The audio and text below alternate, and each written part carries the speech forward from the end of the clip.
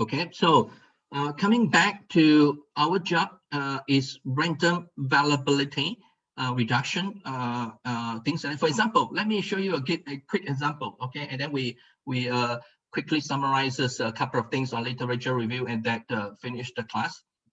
And you will be given the assignments 2 weeks to work on it, and then make a presentations by all the group, and more points for this presentation for this assignment. So please work harder on it, and it's not straightforward already. This getting tougher and tougher, and this one is very difficult. Okay, so identifying the relationship between variables seems complex, but it is much easier to see in a simple example. Okay, so this one is a simple example. Okay, suppose, okay, read the here. Okay, so suppose you ask 200 students at Medfalun University to tell you whether they like to shop. Okay, and now suppose that 100. So after you ask, okay, and then your answer is you get the response from the student. So you analyze them, and suppose that 100 students say yes, okay, and that they like to shop, and then the remaining say no. So what do you do with this information?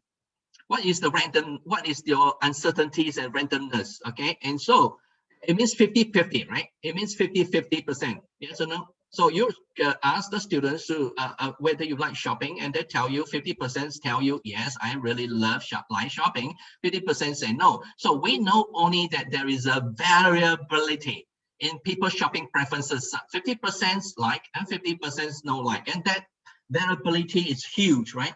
It's still a lot of variability, right? You cannot be certain that which group is really really like shopping, and because the random variability is still huge. So this variability we call random variabilities. So if you what does it mean? Well, it means that if you this one is a very simple one very simple clear example. Okay, if you understand this, I hope that you can understand complicated research world. Okay, and help you in your research. So if you walk up to anyone at a university again and try to guess whether the person, so you walk up to to the university, compare and try to guess whether this person's like shopping or not, you would have to make a random guess, and it would be right half of the time only, okay, and wrong all half of the time. So right, because I'm sure that or maybe he like shopping, but if you say yes, maybe no, maybe no, maybe yes, because 50-50, right? So you're half of the time wrong and half of the time right. Okay, because we know that 50% of the students' populations like to shop, and 50% do not, and any guess you make will be right about half of the time. And so this is the random. So your job, however, so your job is to reduce that random variability, right? Your job is to reduce that random variability. So answer is to see if we can identify other variables that can relate, that can help you, reduce that variability. So maybe you're trying to say, how do I reduce the variability? Is that maybe attitude issue? Maybe the attitude towards shopping issue? Maybe their family issue? Maybe the amount of money in their pocket? Or I don't know. No, you have to, you're a researcher. You find it out by yourself. And right, you teach. You're supposed to teach us, right? And so we continues to work on that, and then we say, okay, so like to shop, yes or no, okay, and participating male and female, and now we are getting able to say, okay, well, the male 30 and the female, those people who like to shop, okay, for this attitude issue is 70% of the don't like, and so female tends to have a good attitude in shop, a preferable attitude to shopping against the male, and that will help us to understand more rather than 50-50. Now we are able to consolidate it into a 70-30 situation. So by adding a variable male and female that represents the attitude, okay, rather than just go there and hit anyone's. Now we just put a variable because it relates to the attitude.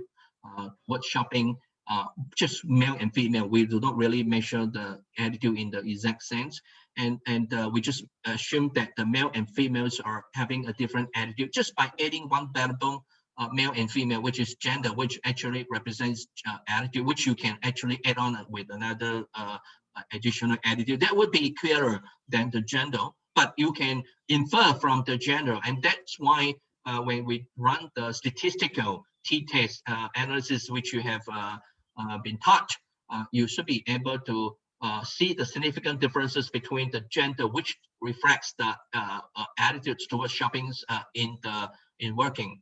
And so by adding a variable, male and female, we clearly have reduced the random variability, right? So yeah, so you know that the females will shopping and the male will maybe not shopping. So before you had this information, there would be no way of predicting whether the given persons would like to shop or not. But now that you have this male and female research finding, you can predict the likelihood that any females would likely to shop and any male would not like to shop, and you'll be right 70% of the time rather than 50% of the time. And so you kind of reduce the random variability, and that is what we mean by research. So research is about slowly identify the variables, and I want you to identify those variables in your literature review. So one of the key tasks in literature review, therefore, is to identify the variables, and not only identifying it, but your ability to explain it, and otherwise artificial intelligence can take over you. Okay, I have already explained it last hour that artificial intelligence can take over your job. Even as a researcher, if you do not put up additional step forward to explain why is that so, okay, you can explain the attitude differences. This is your job. Okay, I do not explain it. I only use male and female as a representations to help you, but you should be able to explain male and female as this particular attitudinal differences. So is there any still, you ask yourself more question, or you can do more research, literature review, and read more and try to identify is there still other variables in place. Okay, so or you ask yourself a simple question: is there still a random variability? And the answer is clearly yes. Okay, you will be wrong about 30%, still will be wrong about 30% of the time. So that means that you still have 30% of the space to work on it. And so we have to find out what happened. So and so we are being motivated to do additional research to identify other types of variables such as income, so age or whatever I've just explained. It could be, it could be your pocket, the money, present pocket, or maybe your family context. I mean, the family status, or maybe your job roles, or maybe or maybe the friends around you during shopping, and or things like that. Maybe related to shopping preferences, or right, things like that. So, so a rigorous research is therefore, rigorous means you're serious about it. You're serious about the validity, you're serious about the quality, you're serious about the generalizability in the sense of analytical ability to explain the story and telling the theoretical explanation. And then you are serious about the representational or population generalizations, proper sampling and segmentation.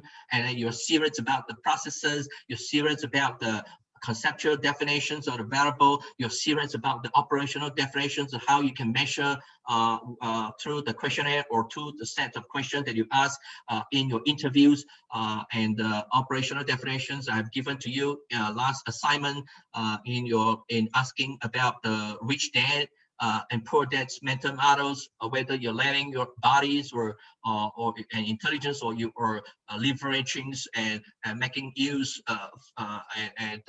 of your bodies and intelligence, and all this very important perspective in terms of the in terms of rigorous research. So being research that is rigorous you have to get into all these details, okay? And only by doing so, that only the first step, therefore, is to understand all these variables and understand the where are they, why they become happening, and why they're there, why they're here, and then the relationship between the variables, and then try to explain them. And at the time you can explain them, that is the time that you have reached out, you have already started to establish a theory. So at the end of the literature review, at the end of your research, whether it is qualitative or quantitative, it's about theory. So from the quantitative research, or from the deductive research, you're trying to understand the variables and the relationship of the variable and ability to explain them through the literature reviews. Meanings you're trying to understand a theory, so that you want to how to use the theory, okay, and see whether any ways you can test the theory, right? And that is called deduction. But then if you do not go rely much on the literature review, well, fine, still theory. What you do is just go to, instead of literature review, you just explore the data. I talk to people, I interview people, I observe people, just like the destinations of the tourism destinations or hot spring destination I just demonstrated. So you just go there and observe, talk to people, and then experience by yourself, jump into the waters and things like that. And then slowly you observe what variables are there, how the variable influence each other, and then what kind of consolidated structural theoretical frameworks I can come up with and explain better, and that eventually you build a theory. So either you test a theory from the deduction, or you build a theory from the induction. So it's no different. Any different?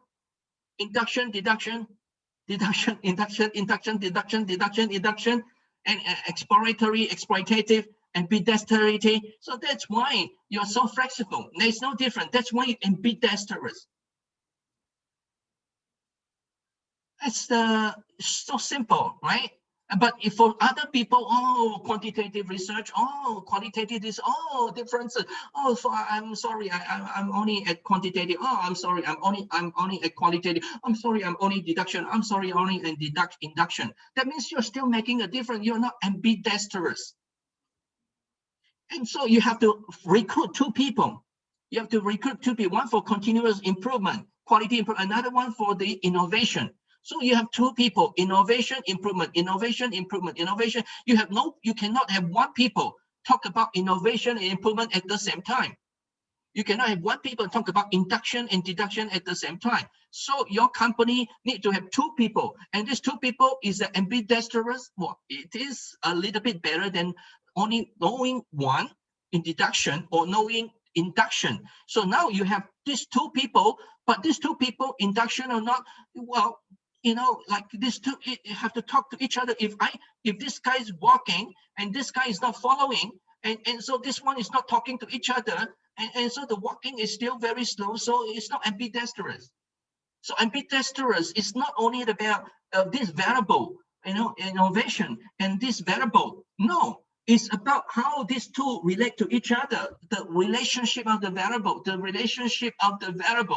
that tells the story and establishes the relationship, called theory of ambidexterity. Where is that? You tell me. The assignment I have given to a lot of, not only your class, but also to other class, right? So, if for some students able to tell me all this nature, you get A students straight away.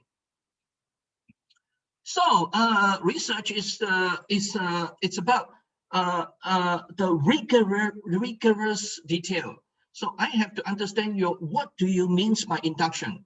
What do you mean by deduction? What do you mean by inductive? What do you mean by deductive competency? What do you mean by inductive induced strategy? What do you mean? How do you induce this? How do you get the competitiveness out of this induction? How do you get the competitiveness out of this deduction? How company can generate cost leadership out of this induction or deduction? How company can get cost leadership out of this induction or deduction? Or how companies can have competitive advantage of cost leadership in through ambidexterity? That is a theory. Okay, so by theory it means we have a simple sense. This is a simple sense. Okay, this is not the big sense is you're able to explain with words and so powerful. And whether if you interview the people, they will tell you the same story. So, but in a simple sense, like this. Okay, simple sense. This is simple way, but the detailed way I have just given to you and I've shared with you all the time, the story and explanation. So by theory, we mean that all the set of assertions about a generic behavior or structures of that variables relationship that assumes that to hold throughout a significant range of specific instances, and this is no explanatory power, but it has the power of structuring it. So this is a very minimum definition on theory. The bigger, better broke is the ability to explain. So and a significant range of specific instances. In what range that this theory happened? Is that for small, medium-sized enterprises, or for all the way to bigger size or a big conglomerate industry company? So as the range of specific instances becomes broader, and then your the theory becomes wider, such as this promotion. 4P, which is applying to all kinds of organization, but 4P is just the action, it's tactic. It's not even reaching the strategy. There's no strategy. You know, the marketing promotion. You know, it has strategy. It's only if you're linking back to your positioning, how your promotion is helping you to position yourself in the market. And okay, that has strategy, but otherwise, promotion has no meaning. You know, I see a lot of the students. Oh, promotion. You know, everything's any problems. I have a difficult. I saw in your last the marketings. Not only, I mean, from other people. When you talk about, when you interview them in terms of the rich dad, poor dad, and you ask them, you know, you are owners, and what do you do? Oh, I have a lot of capital, I have a lot of competitive pressures, and what do you do? Well, what kind of challenges you have? And well, a lot of competitions, and probably, you know, the only thing I can do probably gets promotions. Probably have so promotion. That means they have no strategy, and that's the reasons why they feel dissatisfied, and that's why they feel pressure. And so you, when this thing happen, you have to keep on asking question. What do you mean by promotion? Is what how do you use promotion? I mean, there are other issues. In what way you use promotion? So slowly you can identify other issue. But you have done a good job, yes, but your job is not in detail. You're qualitative. You have to be able to find, you know, the detail. And part of the detail is driven by your literature review, because your literature review does not reach, or your knowledge does not reach positioning of the market positioning. And therefore, when you ask the question, you only ask the marketing, or they tell you, you only stop. But if you have a lot of knowledge in your head, you can take your knowledge out and ask question. When they answer you, you can go to your brain and connect to your answer. The answers and your brain connect and generate a new question. A new question generate new answer, and then go back to your brain and then generate a new question, and until you saturate in that perspective. So saturation is rigorous. Saturation not only at the across everybody, but saturation theoretically. And this is what we mean by analytical saturation. This is part of the validity, whether you can not the validity in the valid sense, okay? The validity in the external validity, or the analytical validity, means ability to explain the situation in the very theoretical, you know, a structural, behavioral structural sense, okay? And that only you can do that if you ask a lot of question until you saturate, and so you can see roughly the theoretical phenomena in that particular perspective. So you have to when you ask one question, they tell and their response, and then you have to go to your knowledge, and then ask connect to this question and generate a new question, and then they respond, and then generate go to the knowledge, and then generate a new question, and then new response, until this similar question slow down, and reach an equilibrium point. That means that you already get a good understanding of that particular phenomenon. That is called analytical saturation. We call analytical generalization. This is the very, very important rigorous research perspective from the qualitative perspective. And then you have to, the next one is you have to see other people have the same story. So you have to ask a similar question in a slightly maybe different way, but almost the same, because people will respond differently. You ask one question, similar. First question has to be answered similar, and then from there you can maybe slightly differences, but almost the same. And then if everybody consolidate this respondent, that respondent together, then it generates a patterns of saturation, a pattern of similarity, and that is also a next level of saturation. Okay, and again, more generalization, again, analytical generalization, but reaching up to be more wider role. Okay, so business research is no different from human day-to-day activities. So and no different from meditation. So when I for example meditate, like hiến nó, right, when you see, right, hiến nó, and when you hear yin nó, when you feel ความรู้สึก nó, and this mindfulness, nó, it's just every nó allow you to ask question and response, question and response, available. So this no and this no together, connect together and form a theory. This theory. This is why I'm pain. This pain disappear. Anicca no, right? Change, right? Anatta no, non-self, right? And then this is how you generate the theory, and that is the theory of non-self, theory of change, and theory of suffering, because you grieving, cringing, and the three characteristics of true nature that comes into the picture. That is how theory happen. Okay, and then slowly you work on the detail, and then you enlighten. Okay, theory of enlightenment. Okay.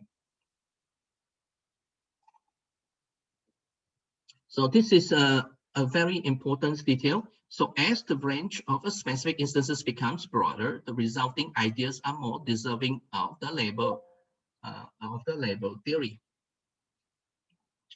Okay, like force equal to mass times acceleration, right? And this is it can apply to USA, it can apply to everywhere in the world. My home, your home, right?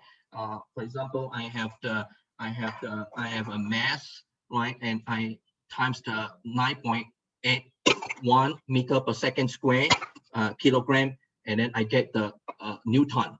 I get the 1 Newton. So 1 Newton is equal to 1 kilogram times 9.81 meter per second square of this. Or if you don't believe it, you can insert a 1 Newton force, and then the mass of 1 kilogram, you should be able to get acceleration of 9.81. So if you have a 1 Newton force pushed through the mass, the mass will accelerate at 1 Newton or 9.81 newtons per kilograms or meter per second square. Okay, so this is very important. For example, employees' loyalties. Let's say you want to study employees' loyalty. So this is your dependent variables. Okay, so something you want to explain what makes people's lawyers, and so this will becomes your dependent variables. Okay, your ability, if the more certain you can explain what causes the dependence variables to happen or the loyalty to happen. That means that the the more you can explain the variation, okay, and things like that.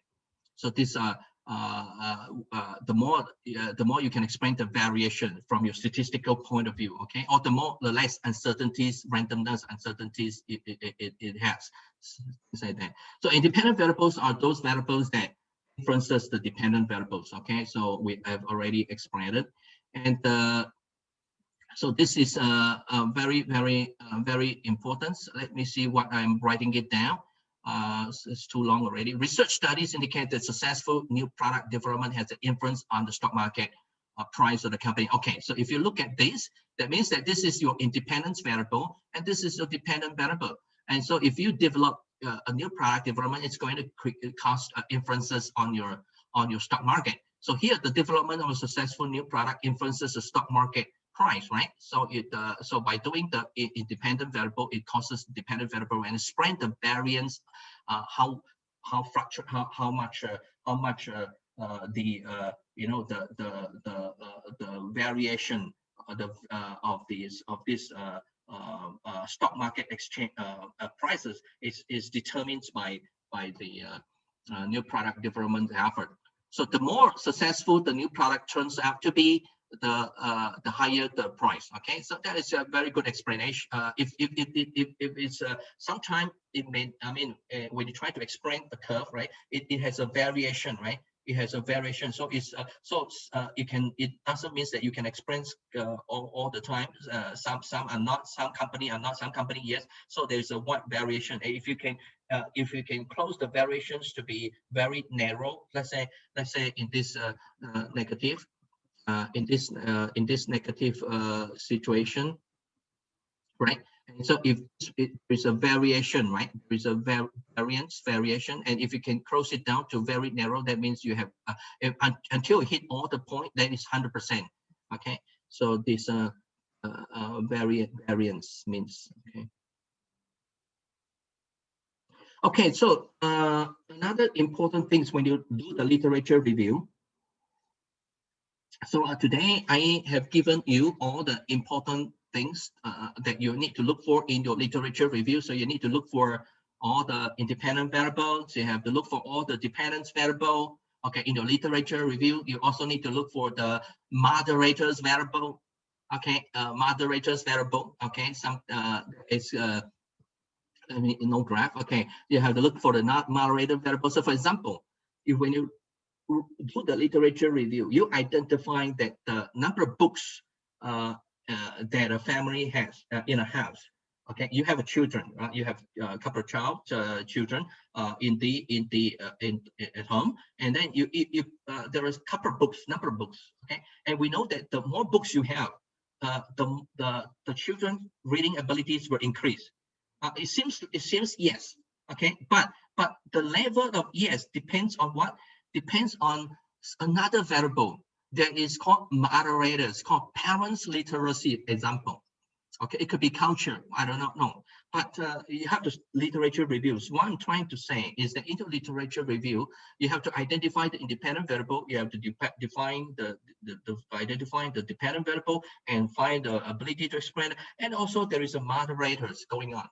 So these moderations will moderate and pull you see the number of books is a number of books, and it's like this. Okay, this is number of books and this is the reading ability, and so maybe relationship is like this. But if the more parent literacy you have, you can increase the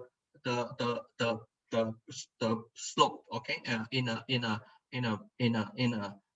larger scale, to a larger scale level. So moderation has this strong contingent effect on the relationship between the independent and the dependent variable. So it really modify the relationship.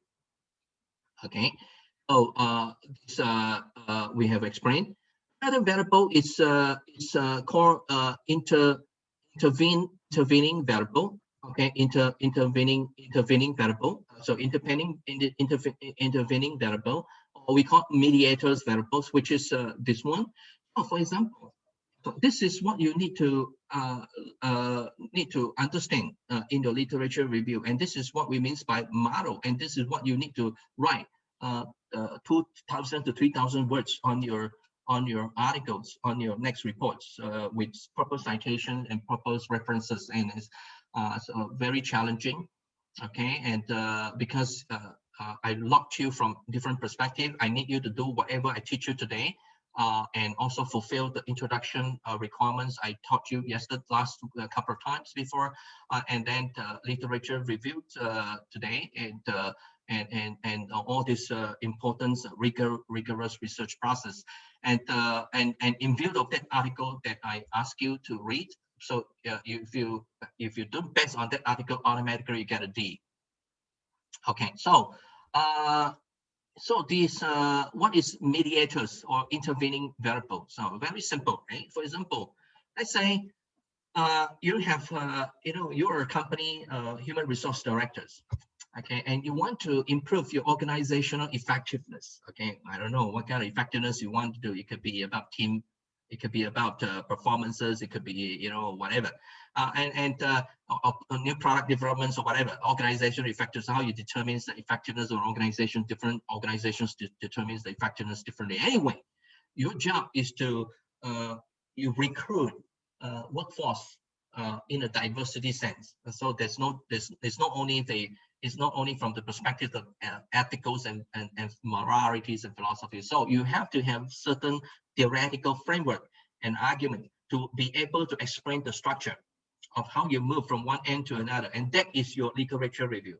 Okay, so I have to see your literature review. That means I have to see your thinking processes. Okay, and no plagiarism. Minimum plagiarism I allow it's 5%. Okay, all more than that sayonara. Okay, and so workforce diversity. If you're human resource directors and you think, okay, workforce diversities and organizational effectiveness gotta be the same, so you work on it and work, but it failed. It failed. So why is that failed? But to other people, they found out from the literature review, well, because there is no mediators. Okay, so it means that you have to have a good leadership. You have to have a good leadership, it's a good culture, and there is that means is more variable coming into this picture. Okay, there are more variable working. Yeah, it's not simple. Okay, I'm not talking about other variable. Your job is to tell me all the structure. I'm only giving you a simple illustration. And so don't give me the simple illustration in your literature review. Okay, this is simple. This is very simple. And for example, there are cultures and there are other leadership issues that influences the creative synergy. And because of the creative synergies happening, that's why this one can come to this. This one influences this, then influences organization, but this is influenced by other things. Okay, and then so some companies take on this intervening and mediators and operate it, and some fail, some work, not fail. Just like I have given illustrations to you on this research, right? Simple research, which is about research is about reducing random variability and identifying the systematic relationship between variables. So you start with like and dislike, and then slowly add on with the attitudes and male and females, and then continues to work on it. And so this is really similar issue. And so still some random, there's still some randomness that the variance that you can explain is still, let's say 30% of variance that you can explain. And so still a huge randomness, still, but why still very difficult and cannot explain. Well, do more research and do more reading. Maybe you will identify, there must be some managerial expertise or moderators in here that because there is a managerial expertise depending on who are management skill that are very strong, that can increase the workforce diversity and synergy in a parallel sense. Otherwise, it sometimes doesn't go. Okay, so this moderators comes into the picture, and this is the all these variables help to reduce the uncertainties, reduces the randomness and increases the ability to explain, and the variance of the explanation increases, and so it pushes your gap between the explanations narrow from your multiple regressions perspective. You already learned from statistics. Okay, I'll give you an example on a simple structure. Okay, and which you can apply to extend it to ambidexterities and explain to innovation, explain to entrepreneurships, and explain to I don't know. It depends on how you present to me in the literature reviews or in your concept. But I'll just give you one example. Theory of competition. Well, this theory of competition is very, when we say theory, it means very simple, right? Parsimony means simple, and that's why you can use it very all the time and simple, and it still can explain a lot of variance of explanation is very high. Multiple regressions, the R squared is very high, the correlation is very, very strong, right? A correlation is very strong, and so your R squared is very strong, right? The beta square is very strong. So this theory of competition is very dynamic terms. Okay, it's a very dynamic terms, and it exploits the resources and competencies and turns that competency into proper competitive strategy usage, market positioning, which generate the financial performance. So we have this comparative assessments of strength and weaknesses of your resources in comparisons with competitors too. Your ability to get hold with the opportunity and leverage the opportunity and neutralize the threat, and that is called competitive advantage, comparative disadvantage, which is your actually not only the market positioning but also the ambidexterity positioning or competitive strategies realizations in that sense, which will deliver financial performance superiority, parity, and interiority. And if you think that this is still not sufficient, then it's still not able to explain the reduce the randomness of this performance explanation by this factors, then you do more research and put more ideas, citations, and things. So you add more, but don't go too complicated. If you go too complicated, I still deduct your point. You still get D in the class. So it maybe initially is you are B student, okay, or maybe and B plus. But then you think that you are very smart, and so add more until I get confused, and so you from B plus to D student. Okay, so your paper is a D, not B plus. Okay, so be careful. Okay, so because your job, you are not able to explain. When it gets confused, that means you're losing the explanatory power. Okay, and that means that you don't understand research. That means that you are not solving the problem. You are actually confusing the problem. You are using your knowledge and intelligence to confuse people, and looks like you understand. No, you don't understand. Okay, so it means that you sometimes when you walk into a conference and you start to look at what is going on, what this guy is so so smart. What is going on here? Why it's so difficult? Is that because of me? Why is it so difficult for me to understand? Is that because I'm, what? It's don't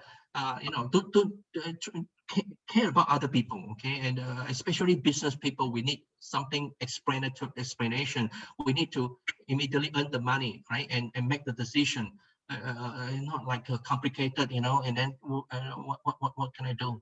I have 100,000 billion bucks in my to expect to spend now. 100,000 million is a little bit, and it's a small amount of investments, and I want to invest money, and you're giving me something like this. Well, so what should I do? And so because you cannot convince me, you cannot explain. Okay, so very important.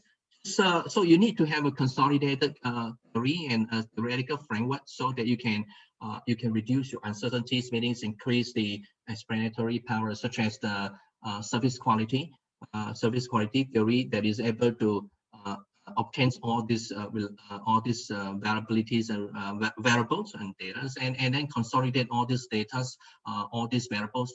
So there are certain variables, and focus on a theory of expectation of this conformance and conformance. So there must be certain expectation and certain perception organism driven by the stimulation of the data variable in view of the word of mouth and personal need and past experiences that will help me to see whether loyal or not loyal, depending on whether my perception is more than the expectations or equal or less than the expectation, and so that I can tell the satisfaction level, and from there I can tell whether my sales increase or profits increases or not. And so this is really nothing but a type of the theoretical model and explanations that help you to reduces the randomness of the of your ability to explain the profit performances. If you can,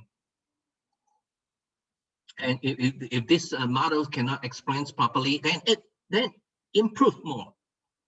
Improve more. Sometimes, I have already tell you the story. Sometimes, people look at this model. I mean, this model is good model, but we do not know how to explain well, so we cannot know how to use well. And so what else can you see from this model that the textbook does not explain to you well? Not necessarily every textbook will explain well, because textbook doesn't explain the original author's explanation, and so if I give you a maybe midterm exam and explain to me, and maybe everybody will die in the class. Again, I will not give you this kind of thing, okay? Because you are still in the training process. But I already explained to you. See whether you can pick it up or not. If no, you can go back to listen to my just now the YouTube and see whether you can pick up the messages I have just explained, and you will know how to utilize this service quality better. So it does not mean you finish understanding the service quality concepts of marketing or service marketing, that you understand how to use it. No, you still don't understand how to use it. The way you understand is that you have to be able to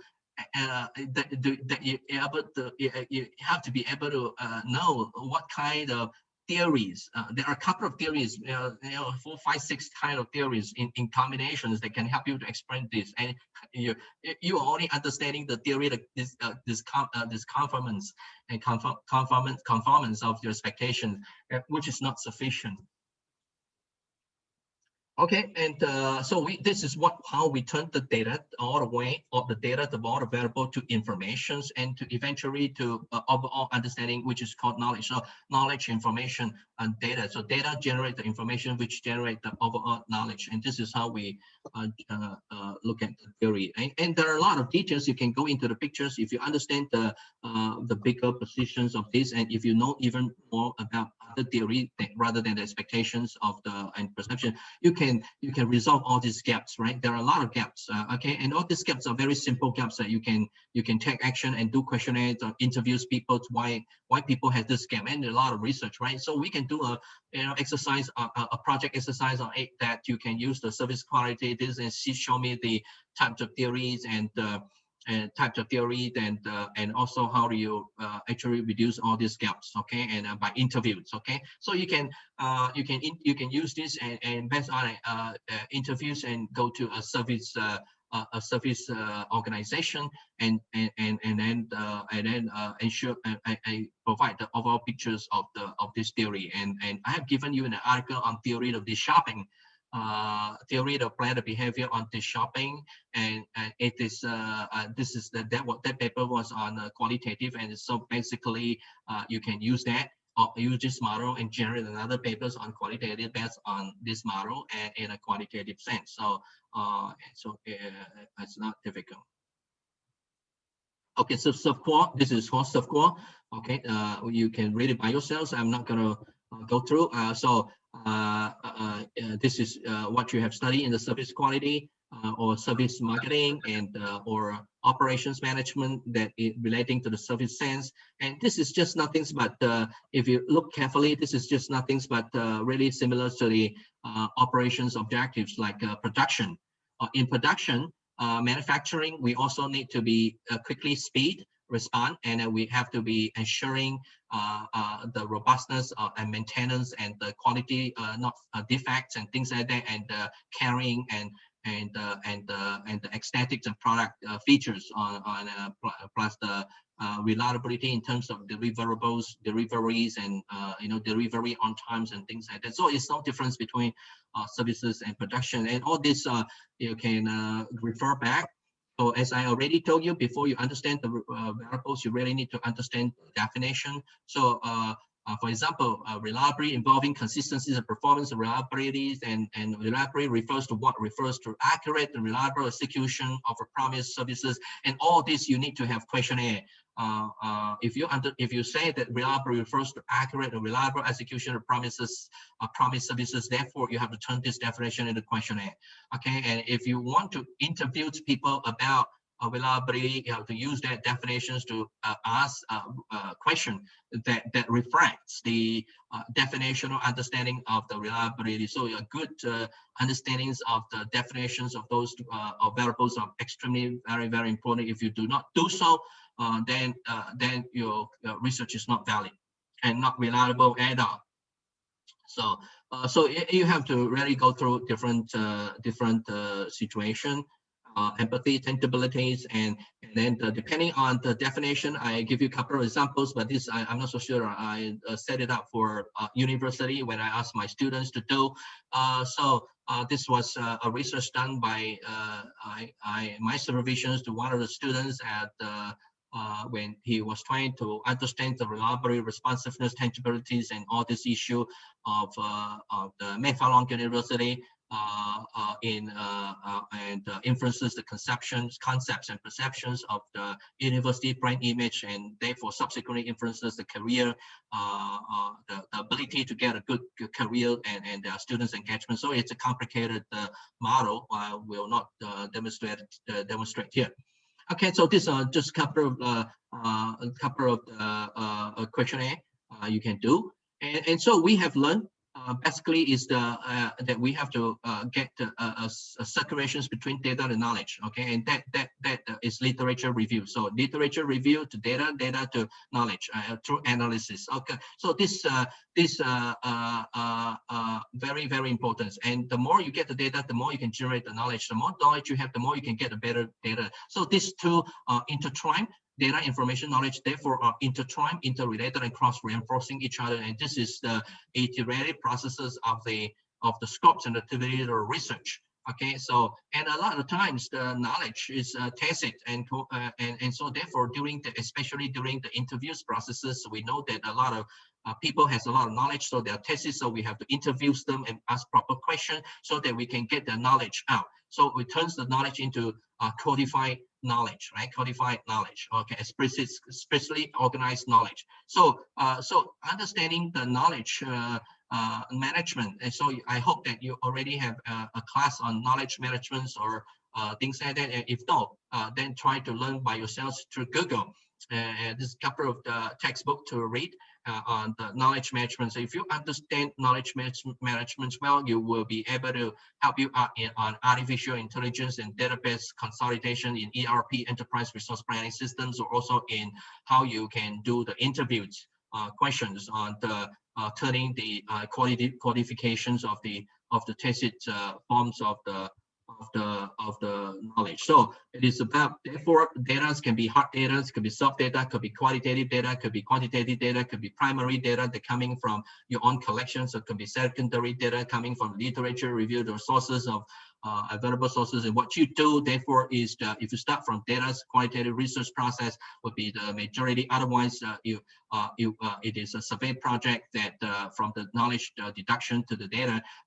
But once you have the knowledge, then you can take informed action on your company to solve particular problems and generate more data and generate more knowledge. And this is called action research. So we have quantitative research, we have qualitative research, we have action research, and all of this depends on research paradigm, which I have already explained to you that a research process depends on a research paradigm, whether it's positivistic paradigms or negative, or the interpretive paradigm.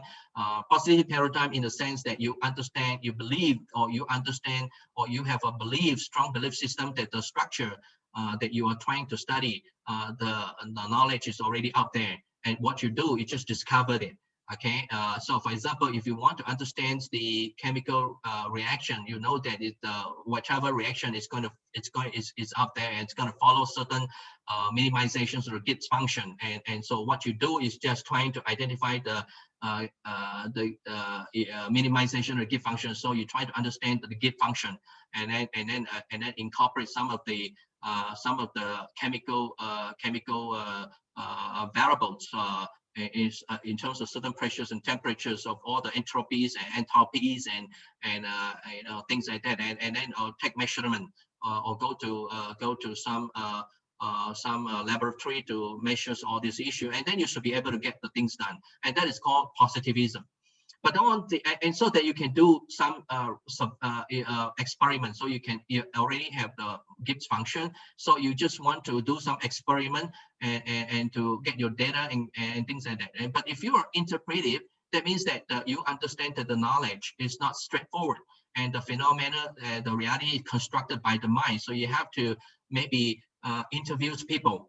Because everybody construct the reality differently, which you already learned from the previous assignments on poor dad and the rich dad. Everybody tell you the story differently. Some people say I don't have, they say I don't have a mental problem. Why should I have a mental problem? Which means what? Which means, well, number one, you asked the wrong question. It is not about mental problem. Second is that the respondents misunderstand you, and things like that. And so again, because of that, we call interpretative paradigm. So meaning that the reality is interpreted, constructed by the minds. And how do you construct the reality? Whether you and the respondent construct together, or you are trying to observe how the respondents construct phenomenology, or you trying to see how the persons construct the reality through the historical and his cultural context. So we call the critical theory and things like that. So there are a lot of interpretivism paradigm, whether critical theory or phenomenological paradigm, in the sense of the person's construct the reality through his own personal perceptual psychological framework, or it is constructed through influenced by the society, which is critical theory, or constructed by he and the persons with his family and colleague, called constructivism. So we have constructivisms, we have the critical theory, we have the phenomenology as different parts of the interpretivism. So all these are things that we have discussed before, and all this simple logic, and which you can even I do not explain further, you should be able to understand it and Google and learn by yourself. Okay, so again, positivist paradigm, as I already explained it to you. Positivist paradigm is basically it's a top-down, and phenomenological or interpretive paradigm is it's a bottom up, and inside out, and outside in, and top down. Because outside, the reality is outside, and so you can the reality is outside, and so there's no need to have a conversations with the reality. You can just go to experiment on it and find the structures of the relationship and reduce the randomness of the variable. But then if the paradigm is interpretive or phenomenological, in the sense that it is mind constructed, then you have to researchers and whichever you want to study has to be interact very closely. So the way you ask question and the way they respond to you and the way you back and forth, it determines the reality. Okay, so this is really, it's a bottom up micro level issue. Okay, this basically is the situation. Okay, so we have already discussed about theory buildings and theory construction. Okay, and every theory has why we need theory, because it has a utility. Okay, utility to help us understand the phenomena, so that for example, F equal to force equal to mass times acceleration. So it has the utility to understand how we can accelerate a car. So we therefore, by going through F equal to ma, mass times acceleration, or torque times the torsion, rotational force, we can therefore come up with transmission gears and our engines piston, and so we can have the fuel, pumps in the fuel, pump in the oxygen or the air, and then ignite it, and then push the piston, boom, boom, boom, boom, boom, and the piston will rotate, and then rotate, and then there is a transmission gear. Will turn left, with transmission gear, and then you can put an additional gear, turn left, turn right, turn left, turn right, and then all the cars move back and forth or go straight forward, and so it has a utility. So this F equal to ma, or rotational force equal to the inertia times the torsional forces, as this utility ability to allow us to explain and design cars and move the car, and so if designing, so theory allow us to design, take control of that phenomena, okay, such as car design, okay, which I just explained to you. It's very simple, and you can design by yourself, or you can hire other people, so you can just Google, okay. And nowadays you can use experiments, and I mean the software, and link with the sensors and experiment, and can help you determine the combustion and fluid dynamics, and simulate them, and then design it, and with the CAD/CAM and finite elements, you can design the engines very easily, and then the whole structures of the car building I have just explained it to you. Okay, so anyway, so this the nature of the reality, whether it's interpretivisms or whether it's the positivism, is very important. Okay, and this the nature of the realities will provide a certain boundary of explanation and of your problem, of research problems, or of the research issue that you want to study, and then working on it will give you the theory, and good theories will give you a good understandings of whichever problem, and deliver a set of utilities, such as ability to explain the things well. So your theory to F equal to ma, and torsional forces, inertias, and the torsional accelerations will will be able to help you explain the car movement accelerations well. And so this descriptive power, right, and ability to predict how fast and how quickly you can go and safely, and this is predictive power. So you can basically with this theories that coming from how you interpret and understand within certain boundary constrained by the ontological positioning of your paradigms, will help you to improve, will help you to generate a set of theory that allow you to understand the problems or the natures or the research, and that has this also the utility, the prediction, the utility of description, things like that. And so not only that, when you're able to describe the F equal to ma and the combustion phenomena, you're able to predict, predict and explain well. So so you can control, so you can design your combustion engines and car engines and things like that. Okay, so that you can, because you are in control of your theories and the research phenomena well, and so therefore you can use, and you can repeat again and again in different areas. So you design this car, design that car, design another car, is going to be the same, whether is so you improve the, so the more repetitive of your experimentations, or repetitive of survey, or repetitive interviews. So you interviews 1%, 2%, 3%, 4%, 5%, 6%, or you have a sample size of 300, and then 300 in USA, 300 in America, in China's, and in different areas of China's and Taiwan's, or Malaysia's, or Singapore's, or Thailand, and then eventually you consolidate and say that, well, my conclusion is correct, and or it has this strong robustness to explain the phenomena and reduce the randomness. And so that means you reach up to a generalizability. That means you can sell your car to different market, because you have tested and run on many experimental conditions, so that you can sell it to other people. So there's no difference between experimentations or productions or services. So if you feel that your production has a strong robustness in ability to predict the delivery outcomes, and product and services, and to describe and explain whichever the theories the customers want. Then you can expand to different market, and that's called ambidexterity and things like that. So any theory extends our understanding will cost. Of course, if you're able to extend our understanding, of course, it already has some predictive abilities and things like that. And that means that you can in control of the situations. Okay, so you can read through. When we talk about predictive utility, it is actually probabilistic, right? So it's a 5% error.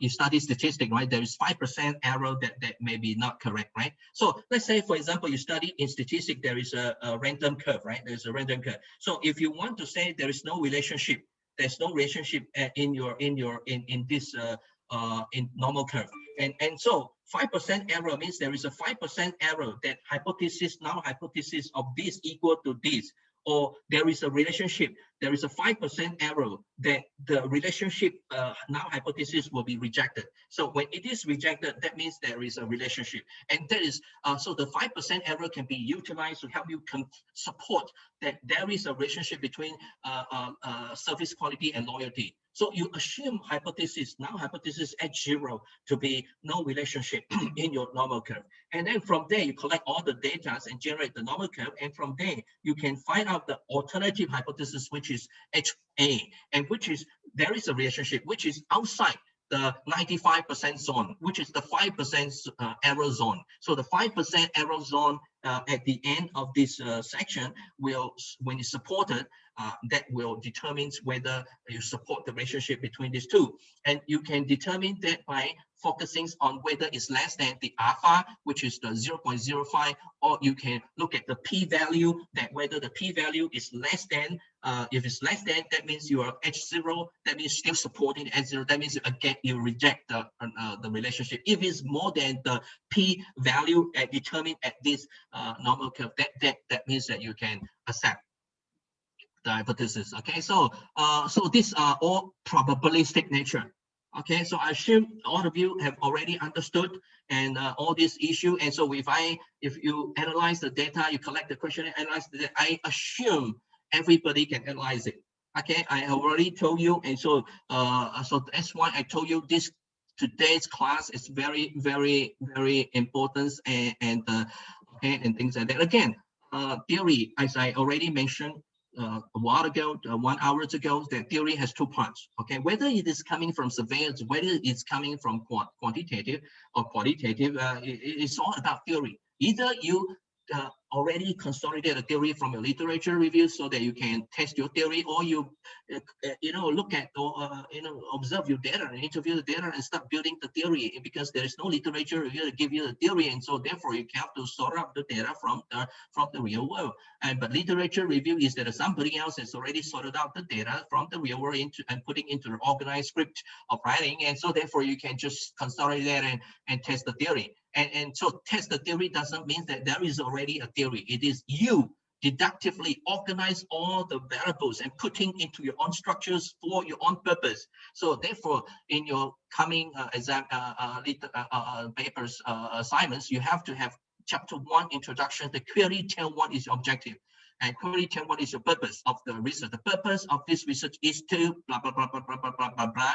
And then you have to literature review to be able to build the theory, to be able to test the theory, meaning you have to be able to generate the literature review that allow people to see the theory so that you can develop the questionnaire or whatever, plus interviews to test the theory.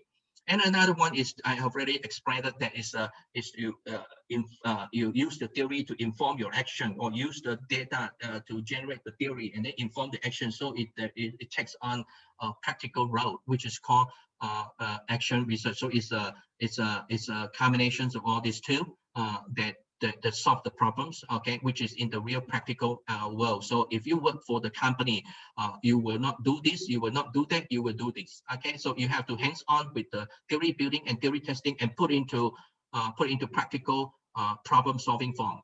Okay, so you have to solve a real problem. So if I ask you, hey, there is a problems on the boiler, and the boiler the pressure is fluctuation that causes the food steaming of the food productions to be sometimes cooked, sometimes not cooked, and then from the that it causes the recall. A product recall from the customers from the custom that found the bacteria counts more than what is necessary, including a certain bacteria that were found in the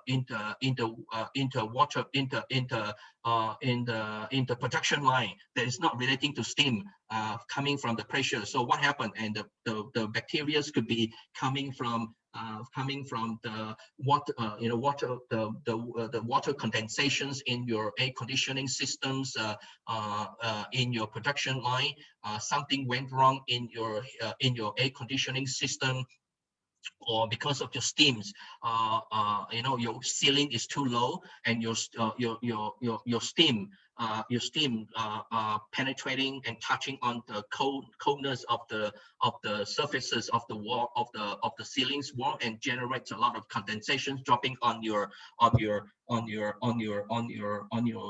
food production, and therefore it causes bacteria and some additional bacteria that come from the environment. And so there is a HACCP issue, and there is a good GAP, group hygienic issue, good manufacturing practices issue that has been reviewed. So I assume that all this you already have already learned in any of the classes. Could be production classes, could be operations classes, could be the innovations classes, could be whatever. I assume that all these are your knowledge, common knowledge. You are getting ready to operate a company, right? You're getting ready to operate the manufacturing. You're getting ready to operate the service. So you should be already know all the detail. And this is research. I'm just consolidating all this issue and putting into a research perspective so that you can apply it.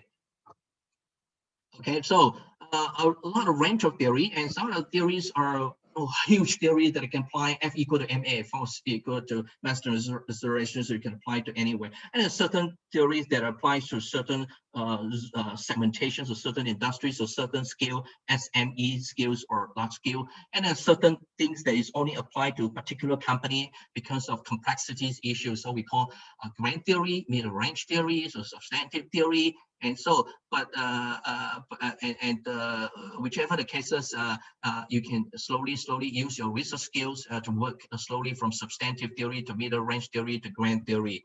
Okay, so it is about theory and data iteration, and slowly we move from some skeletal discovery. You discover some knowledge and structures here and there, and this is still not able to explain, and then slowly move to the explanation, which separated into substantive perspective or substantial perspective, the middle range or the grand theory, depends on the range of your capability or theory. And when you try to collect the data, you really have to know the your segments of the where you collect the data. If something's relating to organizational strategies and organizational competitive advantages, then you probably have to look into the organizational level. But if you want to understand the team synergies, probably you look into the group. But if you want to understand how the individual learning processes and engagement that focus on the employees' loyalties and satisfaction, probably individuals level. And so it really depends on whether you're focusing on micros or macro level of analysis. Your unit of analysis will be different, and therefore your sampling data collections will be different. And with that proper, if you do not address these issues properly, your data will be invalid. And so it is an unreliable process. So this reliability issue will generate the validity of your theory. So validity of your theories come from the reliabilities of your research process, starting from your data. Okay, so this consolidator would generate a body of knowledge. So this is called body of knowledge. We call literature review. So you are contributing to the literature review. Okay, so eventually you're contributing to the literature review. So you empirical generalization. So you work until you're able to generalize your knowledge all the way to contribute to the literature to the literature reviews, and this range of theorizing. Okay, so depending on which one you want to work, and different research methods could be different. Okay, so we basically has already concluded on this page 108. Okay, and